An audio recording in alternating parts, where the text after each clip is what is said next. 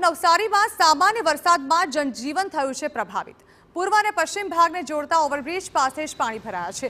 110 કરોડના ખર્ચે બનેલા ઓવરબ્રિજ પાસે પાણી ભરાયા છે।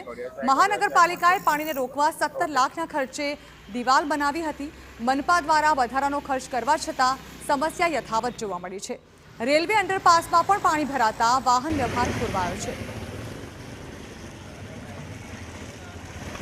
100 કરોડનો ખર્ચો કર્યો બ્રિજ બનાવવા, પાણી આવી જાય એના માટે। આ તો પાણી તો ભરાયેલું છે, બ્રિજ એના કામનો। આ એક્સ્ટ્રા ખર્ચો કર્યો એના કામનો।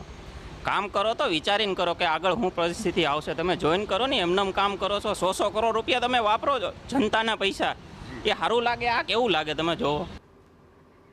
તો બીજી તરફ શહેરમાં ચાલતા વિકાસના કામો માટે ખોદકામ કરવામાં આવ્યું છે, ત્યારે કમોસમી વરસાદ પડતા લોકોની સમસ્યામાં વધારો થયો છે। શહેરમાં છાપરા રોડથી દાંતેજ સુધી બની રહેલા રોડ માટે ખોદકામ કરવામાં આવ્યું હતું। વરસાદ ખાબકતા રોડ લપસણો બન્યો છે, સાથે જ રસ્તામાં પાણી ભરાવાના કારણે વાહન ચાલકોને ભારે હાલાકી ભોગવવાનો વારો આવ્યો છે।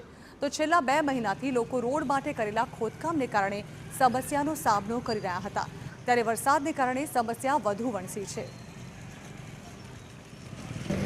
વરસાદ પડે એમાં રસ્તાની કફોડી પરિસ્થિતિ જુઓ તમે। અહીંયા નથી બાઇક લઈને નીકળાતું કે નથી ચાલતા નીકળાતું, બરાબર। કોઈ બી બીમાર વ્યક્તિ હોય તેને લઈ જવું ક્યાંથી?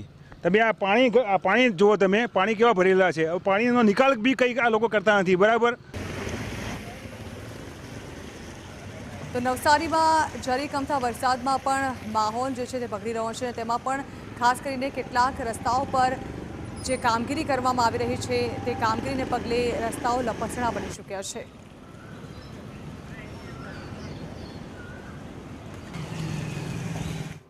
તો આ તરફ